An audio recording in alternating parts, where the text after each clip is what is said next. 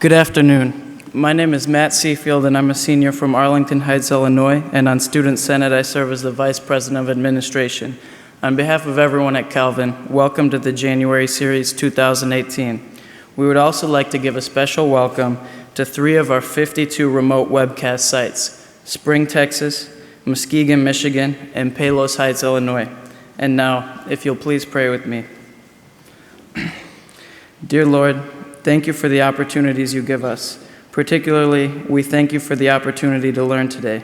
We ask that you bless not only the speaker, but each and every person in this room. Help us to be attentive and to walk away feeling rejuvenated and refreshed. We are forever grateful for your grace and mercy, and in your holy name we pray. Amen. And now, Kevin Timpey, Professor of Philosophy, will introduce our guest. Thank you.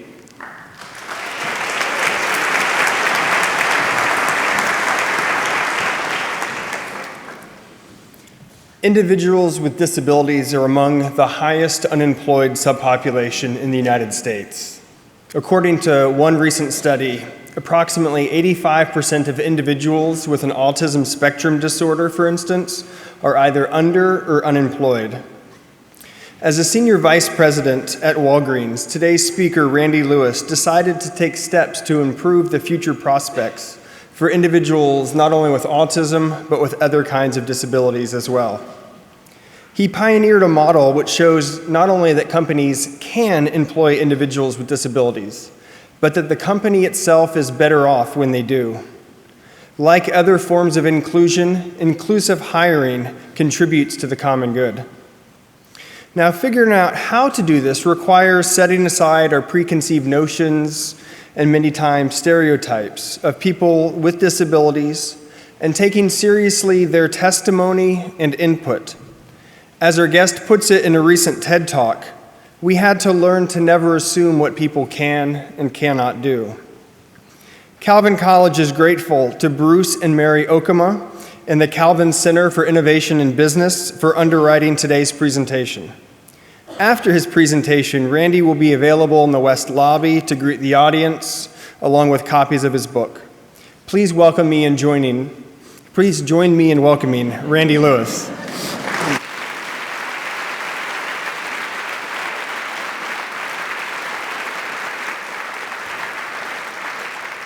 Good afternoon. What a beautiful sight. So how do you like the start of the slide there? Because that's going to play a little bit into this, and so I'm going to tell you a story, and I hope you find yourself in it. Now, I would usually ask most of the audience to recall their autism, and most of us who are in the later stages of life will tend to call those days probably when we were college students, somewhere around that. Would that be fair to say? That when we were going to change the world and we created Earth Day, all those things like the age of Aquarius. And then we got out there and the world broke us. But I want everyone to recall that time because you are in this story too. So to kind of give you an idea of what the story is a little bit about, I'll just show you a movie. This was a ABC national story that they did about whatever kicked this off that I'm going to be talking about.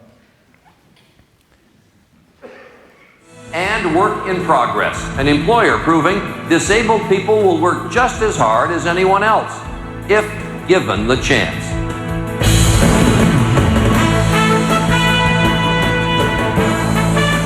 From ABC News headquarters, this is World News.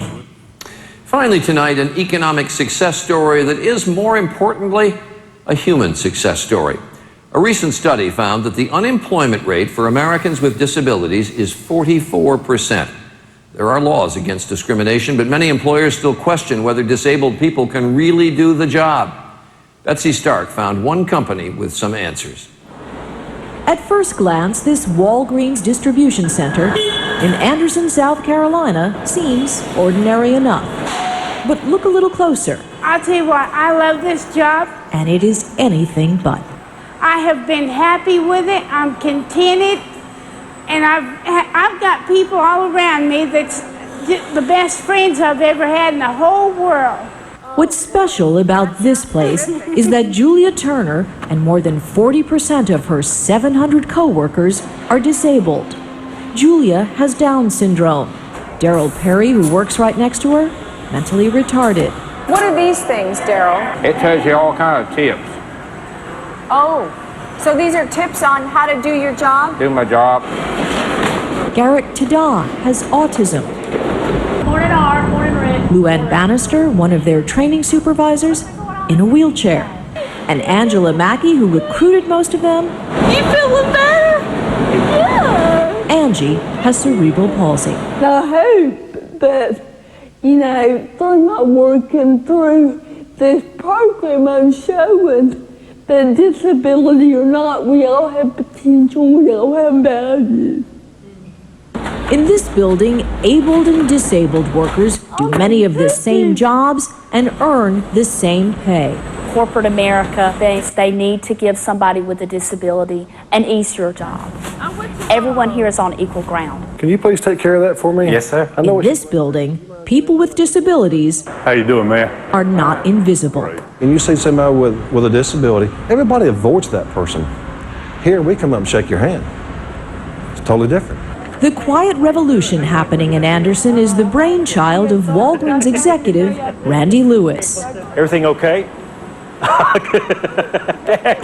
Lewis has a 19-year-old son with autism. As a parent, I saw the future. And so the question is, given our position, maybe we could be an example, maybe we could use our position of leadership to try to change the work environment.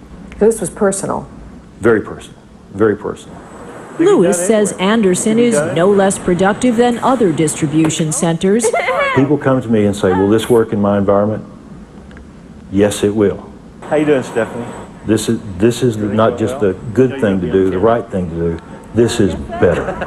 Does it make you feel good to It get sure a paycheck does. every week? And if anybody needs a big check, come over here and they'll give it to you. But only if you earn it. Betsy Stark, ABC News, Anderson, South Carolina. And that is World News for this Monday. I'm Charlie Gibson, and I hope you had a good day. For all of us at ABC News, have a good night. So that's where the story started, in Anderson, South Carolina. Now, every story has a backstory, too. How many of you have children? Now, when I talk to other parents, isn't it true for us parents that every child is a lesson? Sometimes hard lessons, sometimes by what they say, what they do, sometimes just who they are. Here is my family. We have 3 children. Our son, he talked about, and that was 17 at the time, or 19 at the time. He's 29. That was 10 years ago that happened. Austin and I have 2 daughters, one on each side. One lives in Maine, one lives in Atlanta. We live in Chicago, send them to colleges within 150 miles of home, like you're supposed to as parents. So they'll come and live home close. Didn't work out. And I send them to private schools too, so gee whiz. So everyone is a lesson. Now, Austin has autism, and he got diagnosed at about age 3. And we noticed because he had a couple of unique behaviors. He'd run away every time he got a chance.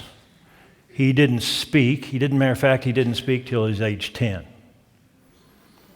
And if you speak to him today, you will think he's trying to make up for lost time.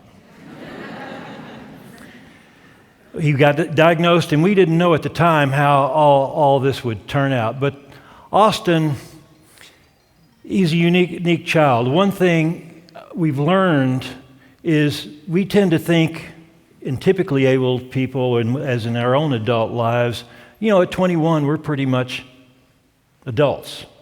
And that's kind of where a lot of things stop. What I've learned about Austin, he continues to learn. When he was younger, his favorite topics were American Airlines, Michael J. Fox, The Simpsons, Beverly Hills, California, and a list like that. Austin has more books than anybody in the house now. We have to kind of sneak him out of his room every once in a while. He's either a librarian or a hoarder. We're going to go with librarian. His collection of videos is incredible and very diverse. He has what you might expect. He has all the animated movies, but he also has Milk as a movie. He has every Marvel, every action movie, but lots of serious ones so that we would never expect him to have. And if he comes in at the end of news, he will ask, is there a war going on, or why this is happening, or whatever. So I get to have lots of philosophical discussions with my son, who has autism, that I would never have with my typically able daughters. Now, no doubt, I have to tell you this, Austin drives. Austin drives. He was the first student to go through the public school system in special ed with autism, because our special ed program, back when he was diagnosed at age 3, we sent him all out to a special education district. And I remember the head of special ed said, well, we would like Austin to be the first child with autism we take through the mainstream school system, because our special ed is not that special. So Austin went through that. He learned went through to driver's ed twice.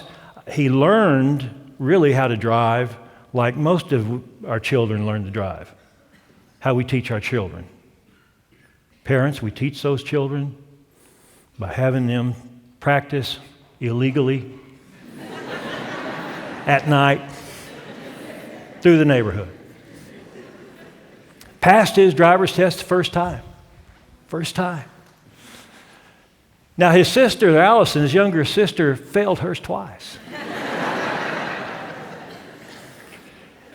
And one day Allison has some friends over to the house, and they're sitting around the kitchen table and they're talking, and Austin's kind of on the side, just kind of listening, not participating.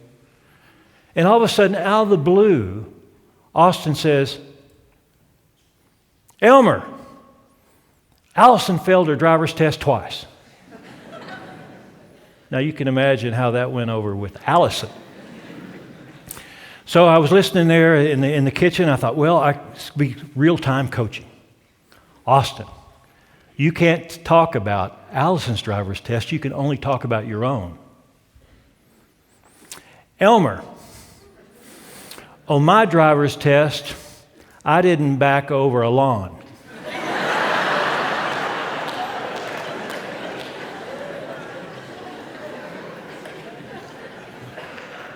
You got to love it. And on some days, he is my chauffeur to the airport. I'll just give you a quick story about Austin, how interesting our life is together. He will get up, and he'll get up at 5:30 in the morning if need be. He'll come to the airport at 1 o'clock in the morning if need be to pick me up. I pay him $20. So one time, but I have to tell you, every experience is the same. And what's great about Austin, I can say, Austin, I need to get up at 5:30. Will you get me to the airport? No problem. And so he gets up, he takes the bag downstairs, and takes me to the airport. We get through the traffic, and every time it's the same experience. We pull up to United, and I say, every time, Austin, you got up early this morning, you got me here safely, and you got me here on time. Thank you, and I love you. And every time, Austin will turn to me and say, $20.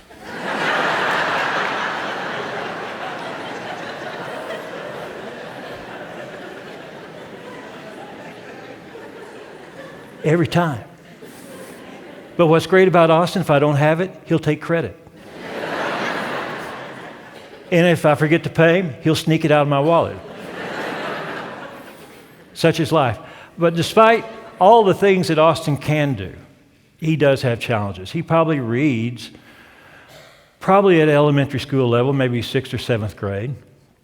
He would have difficulty with what-if questions. He has difficulty with communications, formulating ideas. I can hear him working through what he's trying to say. He can't do long division or multiplication. Although if you tell him what year you're born, he immediately can tell you how old you are, or you tell him how old you are, he'll tell you what year. And then he'll want to start asking you about it. Despite the gifts and the challenges, and one thing Austin will have is difficulty finding a job. If he's like 95% of people like him. Something that we parents start thinking about almost the instant we get the bad news. Because a job can change the arc of a life. A job can mean security, can mean relationships. It can mean possibility. Now, if we talked about when Austin got the driver's license compared to our other daughters, like going to college, we said him getting that driver's license was like the equivalent of summa cum laude from the finest university. It was worth that much in as far as impact on his life. But a job would be like a Nobel Prize. But when it comes to getting that job, people with disabilities die a death of 1,000 cuts. I know it as a parent because I've been on that end, and I know it as an employer on that end. They may not be able to get through that online application with the robo-screening. They may not have the experience we're looking for, if any experience at all. They may not, and certainly may not interview well. And what job description out there in America that does not say, even if it's the most manual of labor or whatever, it says good communication skills? 1,000 cuts.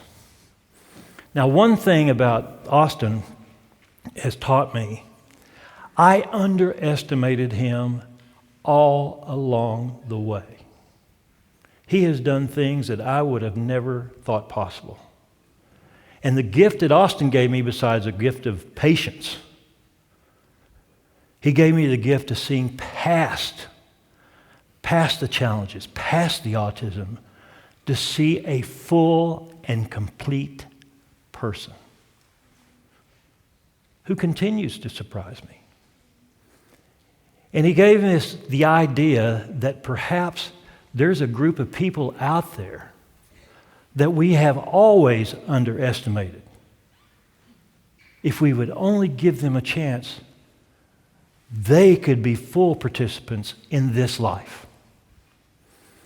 So knowing that, here I am in my private life, knowing all these challenges, and here I am in my professional life, a big wig at Walgreens in charge of a division of 10,000 people with 20 distribution centers across the country. And we're hiring 1,000 people a year. And I'm thinking, here's the problem. We're sitting on the solution, jobs. And if a company like Walgreens can't do something about this, what company can?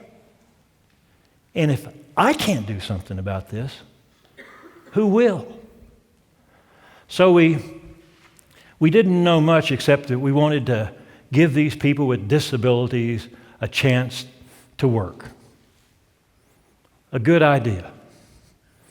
So we went out and contracted, we not know anything about disabilities, we contracted with some agencies. Why don't you bring a group of people in with disabilities and we'll give them the non-critical work, the ancillary tasks, the non-mission critical, that doesn't require high quality, like tagging merchandise or doing janitorial. And we did that, and everybody thought we were heroes. They wanted to give us awards. What great corporate citizens we were. And the managers would talk about how great it was and the attitude of the workers. And when the Ohio Turnpike was closed down, people called up and said, "I'm walking to work." If I could only have that attitude around our other employees. And I was down at our Dallas center, and this woman was talking to me about how great it was. Says, we've given them team member T-shirts and name badges so they'll feel part of the team. But they weren't. And how do I know that? Because as she was talking to me, she shows me a picture. She says, here's a picture of the group. And here's that picture she showed me. And she's in the picture. And I don't know who she is. Is she our employee? Is she part of the enclave, this group that has come in? I have no idea. And she must have seen the puzzlement on my face because she felt obligated to say, oh, but I'm not one of them. I'm their supervisor. It struck with force of harpoon. Them. They weren't doing mission critical work. They weren't earning the same pay. They weren't our employees. And they weren't us. And I realized that we had to do better. So time comes along. We said, we have all these folks in our building. We've certainly been exposed to them. Everybody likes the work they're doing. Why don't we hire some folks out of that group and put them on the line just like everybody else? And we asked for some volunteers in our building, said, who would like to work with some members of our group that we're going to hire and be sort of their peer coaches? And a lot of people volunteered. And we hired people here and there. One of those people we hired was a fellow named Chuck. Chuck has autism, is on the spectrum. I think he drives, certainly. I think he had an associate's degree in accounting. Couldn't find a job. We put him between two ladies out there who volunteered. And Chuck did a great job. Now, he did have his quirks. In the world of autism, that's what we parents, that's what we aspire to. Our children would be considered quirky. That's right above weird, which we aspire to. We're happy with that. Now, once they're weird, oh, maybe they're quirky. And then even above that, it's maybe like one of our uncles. But Chuck had his quirks. We learned his favorite color is purple. And how we learned that is because once or twice a day, a purple tote, plastic tote is what we ship our merchandise in, would come by his area, and Chuck would stop, let out a yell of glee, and start dancing. Something we had never seen. And quite frankly, management was kind of in a flummox. Is this appropriate behavior for the workplace?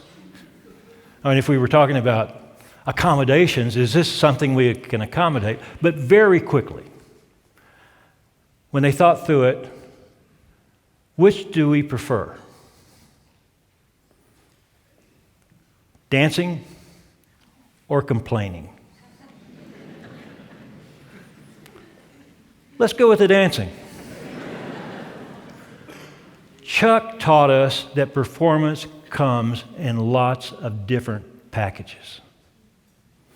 And when I talked to those two ladies on a visit there, I asked them, in this building of 500, is there anybody who has ever said anything disparaging about Chuck or made a snide remark or bullied him or anything like that? And she said, well, if anybody has a problem with Chuck, they got a problem with us. Now we were making progress. Now we were making progress. And having Chuck and a few others across the system like him really kind of opened up to the bigger idea. Maybe there's this whole group of people that if we just give them the opportunity, can perform as well or better. Let's go big. And we had those two ladies working with Chuck. And I talked to an autism expert, and we thought hiring people with autism would be a difficult disability. So taking that as, let's go with the difficult ones. I asked him, I said, how many typically able, oh, by the way, that's the word we use in the community now. Used to use normal. Just look around. You can see that's not appropriate anymore. It's a wide disparity out there. So typically able. I said, how many typically able employees would I need as peer coaches for each person with autism? And he said 2. So he said that. We had experience of 2 to 1. Independent reporting. We had a fact. Why couldn't 1 out of 3 people in this new building we were going to build be a person with a disability? Now, we had to be ever mindful if we were going to do something like this. Now, we're talking about 600 people, 200 people with disabilities in one building of 600. Something that had never been done in a mission-critical site anywhere in the world, with specific intent that we're going to hire people with disabilities.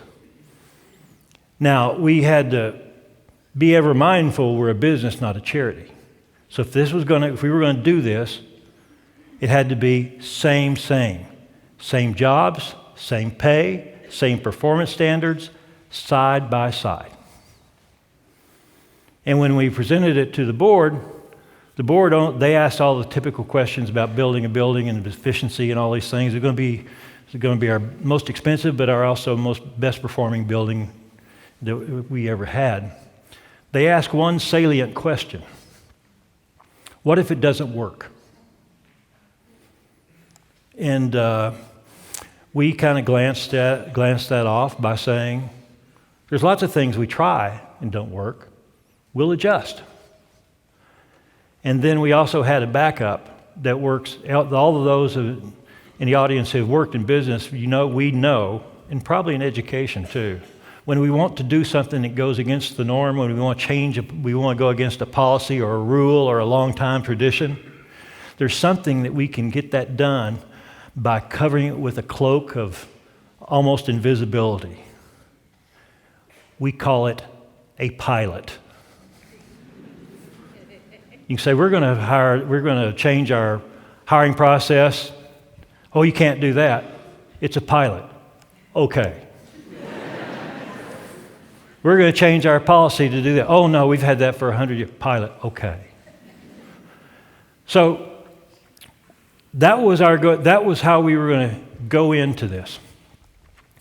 So we made the announcement, and you would have thought that we had cured cancer. The Wall Street Journal picked this up. Articles across the country picked it up. And I was thinking, gee whiz, this is 200 jobs in a little town in South Carolina, and it becomes national news. Is the situation so dire that it warrants this kind of coverage? Well, certainly people in the disability community heard about it. One of those was this woman, Desiree Neff. Desiree lived in San Diego, working as a temp. Now, Desiree has this rare muscle condition that requires that she use a walker. So she's in San Diego, goes to work one day, and she's using her walker, and her boss says, "What's the deal with the walker?" And Desiree says, "Well, I don't need it all the time, but I do need it sometimes." He said, "Great. Come back when you don't." Desiree packed up her family, moved across the country a year before we opened, just for the chance to apply. And today, she's a manager in that building. Now, people will ask, what kind of disabilities could we not accommodate? Aren't there some disabilities out there that are not appropriate for this kind of work? We haven't found a single one, because everything's a spectrum. Everything's a spectrum. Weirdness is a spectrum. Everything's a spectrum. For example, I remember when we started, somebody said, "Are we going to hire people with mental illness?" Because that's a scary one. Mental illness. And I had never thought about it. But thinking it through, I said, in our company, I know we have got to have people with mental illness. People with schizophrenia or paranoid schizophrenia or compulsively depressive or obsessive compulsive disorder or explosive anger disorder, and that's just the senior executives at the Walgreens company. Let's give it a go. And we have been able to hire lots of people with mental illness. Not all people with autism, not all typically able people at all either. And we've got some great employees. You saw Angie in the film. Angie has cerebral palsy. You'll see her later in another film. She has what she is ambulatory, means she can walk, although she calls it her sexy walk. She claims her disability. She said can't back away from it because she can't hide it. Now, we wouldn't hire Desiree because of that walker, quite frankly, going back to her, because we would have thought, we like our employees to be able to get to all places in the building, and there's some places that are difficult with a walker. Now, Angie, we probably would not have hired because even though she went to Clemson, got a master's degree with all A's, when Angie would have walked in there, we would have listened to her and said, maybe some of our employees will have difficulty trying to understand her because it's noisy out there, or maybe she'd make people feel uncomfortable, and we would have gone on to the next candidate. Angie is probably the best HR person I have ever worked with in my life. And today, she's running her own building down in Georgia, somebody who we would never have given a chance. Or Harrison. Harrison has autism. He came out of the school system. He started working in that building day one. Harrison cannot multiply or add. Now, I know that because when I met him, he was in a training center, and he says, Randy, I can process 10 cases a minute. And I said, Harrison, that's great, but we don't measure in minutes, we measure in hours. So how many can you do in an hour? And he kind of gave me a puzzled look, and then I had to think about it too. 10 a minute. What's 10 times 60, Harrison? He says, I don't know. I don't know. Now, I know that's 600. We hoped for 400. Here's a person who can't multiply, but performs that job and every job we've given him at 150%. And when I saw him this last summer, he has a headset he wears now. And I asked him about that. I said, what's the headset for? And he said, well, in addition to my area here that I got to make sure that stays up, when another area is running behind, they call me so I can go over there and help them catch up. A person who would never even gotten through the application because he can't do arithmetic. And we're lucky to have him, just like the hundreds of others like him. Now, you might ask that opened in 2007, and this report came out a little shortly after 2007. How did it turn out? Well, I'm here, aren't I? Spoiler alert. This building became the most productive in the 100-year history of our company.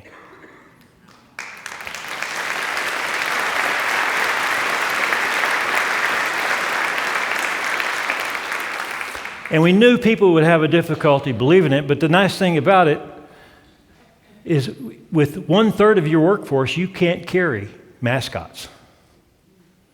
The data is the data, but we knew that people would still be doubtful, so we studied the data, and we looked at 400,000 hours of data across 35 jobs, across 35 centers to compare safety, retention, productivity, quality. And we published all the results. People with disabilities perform as well or better. Statistically, we'll say the same. Safety is better.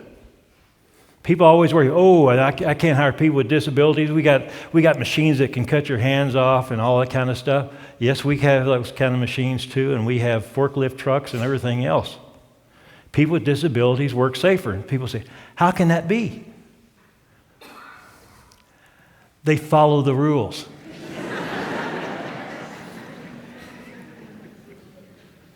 Retention is better. Absenteeism is less. In this country, and I know it happens here in Michigan, we don't have a center in Michigan, but we do. We have stores here. We know that this happens in Michigan 2 or 3 times a year, but especially after the day after the Super Bowl, this flu passes through the country. This epidemic of flu, this heinous flu. This is a population that's immune. Absenteeism is about half. Something we're grateful for. And here's another thing about it. An unexpected benefit. Most cafeterias in this country are still segregated, self-segregated around race. All our other buildings self-segregate around race, even our corporate headquarters. In this building, one of the first things we noticed, it didn't. It's like a Star Wars bar. People get up and move around, everybody talks to each other. How did that happen? And I think it's because once you see a person who you will assume every immediate reaction is they can't do the job, they're the lesser person, I pity them, but they really can't do the work. And once you see that paradigm goes away, all the other ones fall away too. Now, I will tell you the secret. I wanted to bring you the technology. Here's the secret to our technology that made it work. It's called ATP. Ask the person. Ask the person. For instance, before, if somebody came in with one arm or one hand, and our procedures say it requires 2 hands, we would say you're disqualified. What we learned is a person with one arm or one hand probably has a lifetime of experience of dealing with challenges. So now we ask him how they would do the work. A great example of that is lift trucks. Lift trucks, are everybody familiar with lift trucks? They're quiet.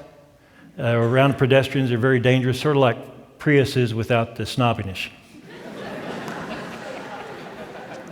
So let's imagine that in the parking lot. So the procedure is in every building, just about across industries, is when you come up to an intersection where you can't see the pedestrians or whatever, is to tap on your horn to warn the pedestrians that you're in the area. So the question would be, how can a deaf person drive a forklift if they can't test their horn, if they're not sure their horn works? So the procedure is, every morning is when you ever get onto a lift, make sure your horn works. How would a deaf person know? ATP, ask the person. Go to the first person. How would you test your horn? Well, what I do is I put my hand on the cowling, tap it, feel the vibrations. Sounds good. Ask another person. How would you test your horn? Well, what I do is pull up behind a group of people who are just talking. A lot more fun. Ask the person. It works. And guess what? It works with typically able people too. In our stores, I remember the discussion was, can a deaf person be a clerk in the store? Because if they're working on filling the shelves, which is a lot of our work in our stores, and a customer comes by and they ask the clerk a question, how would a deaf person know to respond? And the customer certainly won't know they're deaf, unless you want to put a sign on their back, I am deaf, knock here. You don't do that. So maybe deaf people are not an appropriate job in our stores. Ask the person. Go to a deaf person. How would you know that a customer is in your aisle if you can't hear them? I'd be looking. Nice answer, huh? I would be looking. An incredible answer.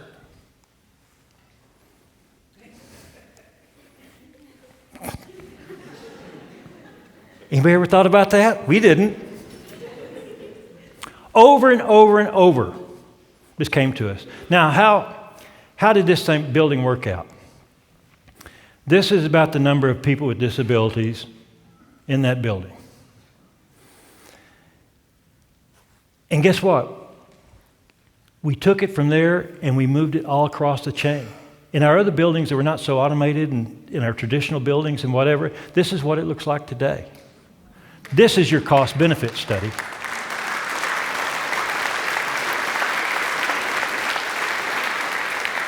Within 4 years, 10% of our entire workforce was composed of people with disabilities. Most had never had a job before. 10% within 4 years. They've just changed the goal to 20% by 2020. And also what gave this power, we used to never let anybody go through our buildings because we thought one of two things. We're so good we don't want our competitors to know. Or probably we're so bad and we don't want our competitors to know. But when we started this, what gave it power, we said, this is something so important. We're going to open our doors to the world and give it all away, even to our competitors. Even Walmart. And CVS. Come, see for yourself. And a lot of companies have come. And these are just some of them. Big companies. My favorite is that bottom right. And you know why? You never know how this is going to work out. One of the companies that did this is Meyer. Rick Keyes is their CEO. At the time, he had the same job as I did. We were peers. And when he became CEO about 2 years ago, he called me up and he says, Randy, we're opening up, we're expanding it here in the Midwest, and we're opening up a center on the Illinois line up in Wisconsin. I don't know how far that is from your house, but I remember Austin drives. And he still gets $20. But if Austin can get there, we'd like him to consider him as one of our first employees. My son drives an hour each way, working full time, earning a living wage. Something that I would have never have dreamed of. Something that I would have never expected. There will be more stories like that as time goes on. Now, I'll tell you one last part. This is a study. One of the things an extra benefit, we knew that we would impact people with disabilities. We knew they would impact their families. What we didn't know would be the impact on people without disabilities. It changed the way we managed. It changed the way we work. It changed the way we engaged. Part of that, how would you like the world to be? How would you like the workplace to be? Imagine, recall that idealism. If you could have the ideal workplace, what would it be like? How would people deal with each other? How would management be? It was astounding. Managers talk about the difference it's made in the way they manage. They talk about how to make each person successful. That's their main job. Sure, it's always about the numbers. Sure, it's about production and quality and safety. Those are always there. But they will talk about and brag about how they made somebody successful. And so this was studied, a study that came out about a year ago that actually quantifies that. To go from a my way or the highway type of management, which is the easiest, to a people-focused. My job is to make everybody around me successful. This is managers talking. This is team members talking. It's about us, not about me. And when you have everybody aligned around that philosophy, aiming toward a common goal, it is like nitroglycerin in a bottle. Now, I'll just show you a quick film of managers talking. Now, this young filmmaker came down as a senior project. He's now a producer out in Hollywood, a young producer. And he made his senior project, came down and made a film, and he thought he was going to make a film about people with disabilities. What he ended up on with the film I'm going to show you, it's about the people, the managers, talking about the change it's made in them. So I'll show you that movie real quick. Why have power if we don't use it for good? I'll 2007, Walgreens launched a new generation of distribution centers like no other in the world. The objective was to build the most productive center ever and to employ a large number of people with disabilities. The one element that I've never allowed into my management style, nor into any facility that I've ever been into, and that's managing with love, managing with care, managing with a heart. That's the big change here. It's all about the people. To manage and be successful in our building, you have to focus on the individual. Everybody has a different motivator, and it's up to the manager to find out what that motivator is. It takes a lot of creativity and to come in with no fear. I am allowed to be creative with the team members, that it's not a hardline stance to where either you get it or you don't get it. It's an opportunity to see what the issue is and work with that team member. That relationship that you make with an individual, whether they have a disability or not, makes or breaks that person's success. We are very focused in this building on making folks successful. As far as the key indicators that we look at for safety and productivity, we are the number one in our division. We started each day as one. When Daryl made production, we all made production. When Melissa did excellent at accuracy, we all did excellent with accuracy. When John worked safely, we all worked safely. It changes the whole culture of a building. You will have a team that thinks about other people before they think about themselves. We've all been changed. It's made me a better manager. It's made me a better man. It's made me a better father and a better husband. I'm a better leader because of it. I got more compassion, got more patience, which has not always been a strong suit of mine. I see folks for who they are now, as opposed to what they look like.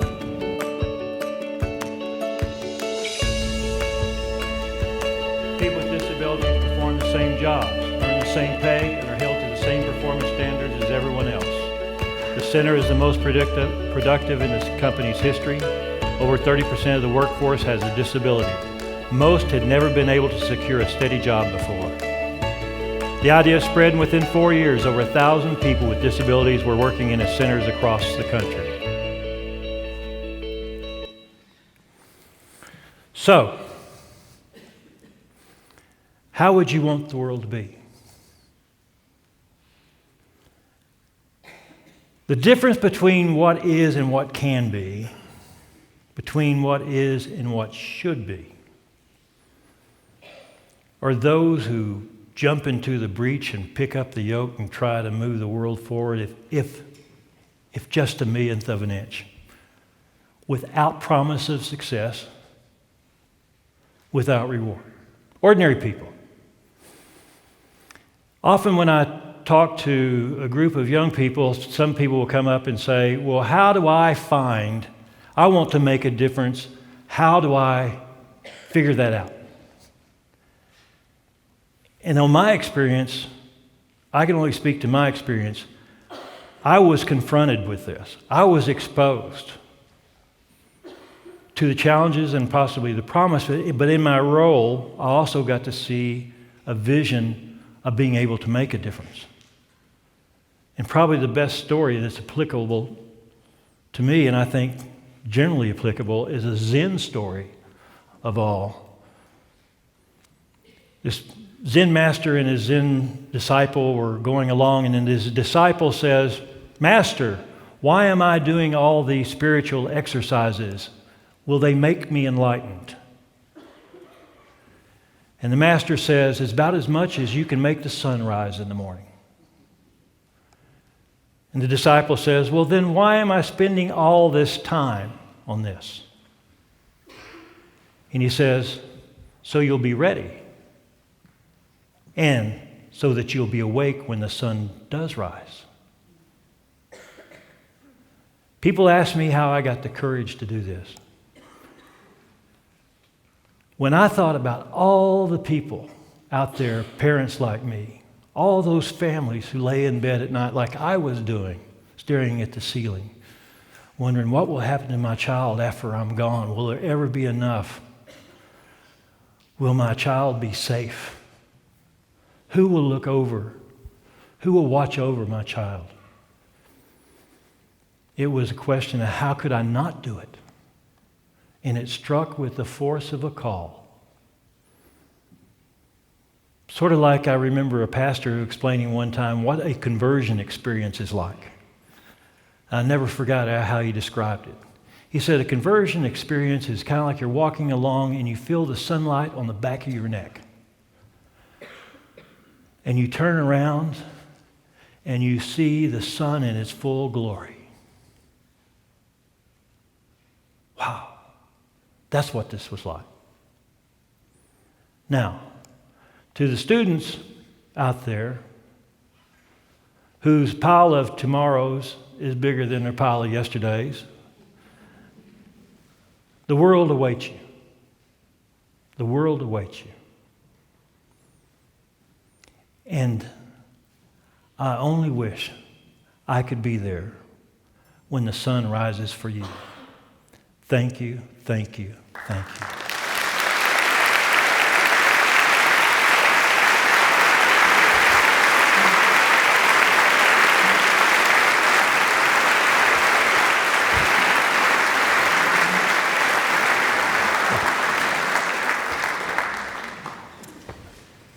Good afternoon, I'm Rick Shore, Director of Alumni Relations and Community Relations here at Calvin College, and we have some time for Q&A. If you have a question here in the audience, hold up your card and it will be collected and brought down. Directions on how to send them in electronically or on the screens. Also, some people have asked about our previous two talks that we had already this January series. Mary Halst had a list of questions for people to ask their elders, and those are available online, as well as the slides from yesterday's speech with Randy Lewis if people are looking for those. So I'm going to get started with a question from a student, and it's a what-if question, essentially. How different a person would you be if you hadn't had a child with disability? Well, this is kind of like plowing a field you don't want to plow. But on the other end, and I think most parents are like this too, it's $1 million experience that you wouldn't take $1 million to repeat.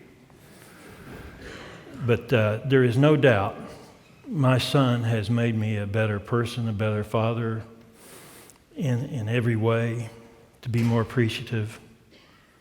He has no, in the sad thing, he has no idea of his impact he's had on me. Well, a quick story. When the book came out, at our church, we did a local book signing. Now, Austin has a very odd sense of humor. He sees something on The Simpsons, he's going to deal with, he's going to write that line out somewhere. So we were doing a side-by-side book signing, and they wanted him to sign the book, which I thought was great, and then me. So Austin would sign his book, and they'd come over to me, but he'd write a little phrase in there like, "I am not a crook." And I'd sign my name, and then so we only got to sign half as many books because I had to explain what the world he was writing in. I only wish he had an idea of the impact he's had. Another student wondering if you can give an example or two of a so-called disability that turned out to be an asset for your company. You mean a better performer? Yeah. Right and left. I was just.